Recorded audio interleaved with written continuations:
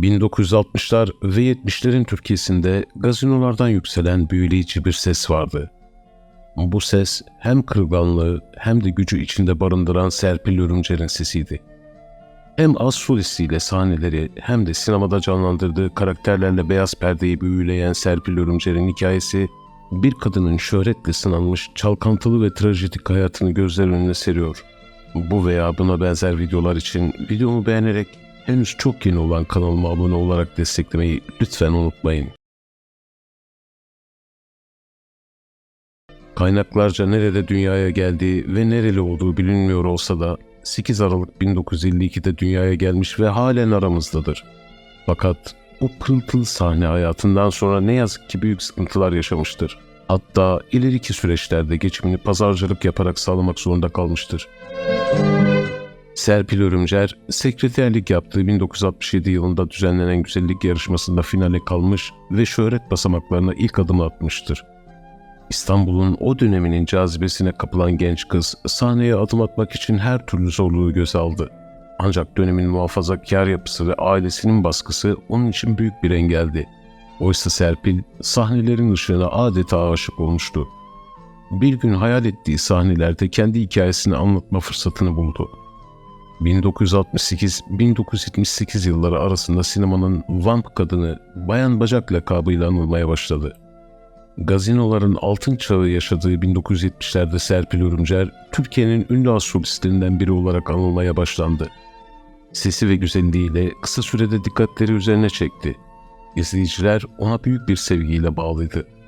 Ancak şöhretin ışıltısının ardında gizlenen acılar ve yalnızlık her geçen gün hayatının bir parçası olmaya başladı. İlk evliliğini 1971 yılında Samanyolu şarkısıyla ünlü olan pop sanatçısı Berkant ile bir çay bahçesinde tanışarak yapmıştır. Evliliği sonrasında Berkant'ın çalıştığı gece kulübünde sahne almaya başlayan Serpil Örümcer kısa sürede şöhreti yakalamayı başardı. Berkant ile aşkları sadece bir yıl sürmüş ve Örümcer, kızı Fulya'ya hamileyken eşinin çok alkol kullanması ve kendisini aldatması sebebiyle ayrılmıştır.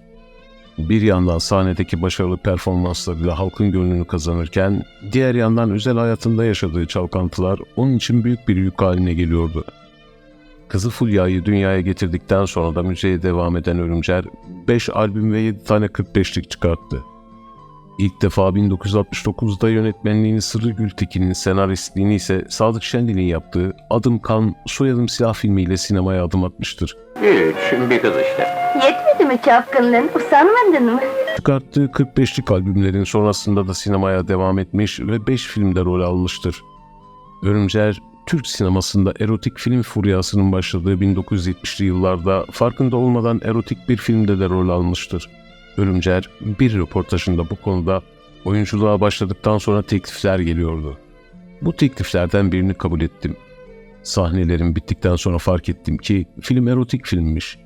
Bana verilen senaryoda erotik sahneler yoktu. Haberim olmadan erotik filmde oynatmışlardı. Benimle rol alan başka bir oyuncu da eyvah ne yapacağım diye fenalık geçirmişti. Gelen diğer teklifler bana müzikten kazandırdığı kadar para kazandırmıyordu. Bir de sinema sektöründe çok bağlayıcı sözleşmeler yapılıyordu.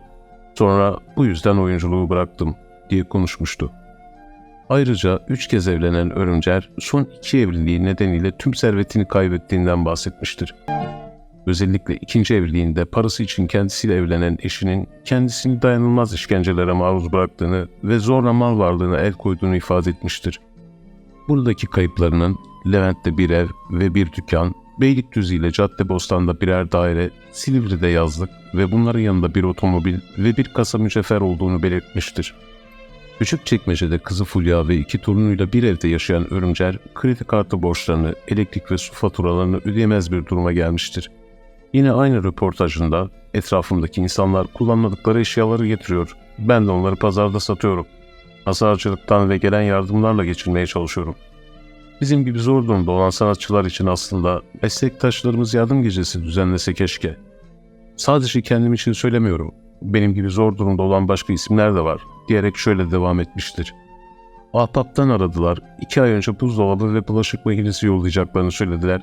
Konuk oyuncu olarak yer aldığım diziden 30.000 lira kazandım. Yaklaşık 250.000 lira kaldı. Lütfen bana iş bulsunlar, demiştir. Bugün Serpil Örümcer'in adını belki pek çoğumuz hatırlamıyoruz. Ancak onun şöhretle yorulmuş ve acılarla sınanmış hayatı, Türk sanat ve sinema tarihinin önemli bir parçası olarak kalmaya devam ediyor. O, güçlü bir ses, güzel bir kadın ve yalnız bir yıldızdı. Şöhretin ağırlığını taşıyamayan Serpil Örümcer'in hikayesi, bize hem sanatın güzelliğini hem de bu dünyanın acımasızlığını hatırlatıyor. Belki de ona en büyük armağan, unutulmamak olurdu. Fakat yaşadığı acılar yetmiyormuş gibi bir de üstüne üstlük birkaç gün önce geçirdiği son kazayla ayağını kırdı. Yolda yürürken düşerek bacağını kıran Serpil Örümcer, çevredeki vatandaşların yardımıyla hastaneye kaldırıldı. Doktorlar tarafından yapılan açıklamaya göre ayağının gerekirse kesilmesi gerektiğini belirttiklerini söyleyen Örümcer, yaşadığı zor süreci aktardı ve acil yardım çağrısı yaptı. Kendisine Allah'tan acil şifalar ve uzun ömürler diliyoruz. Videomu beğendiyseniz beğenerek paylaşmayı ve kanalıma abone olarak desteklemeyi lütfen unutmayın. Sevgiyle kalın.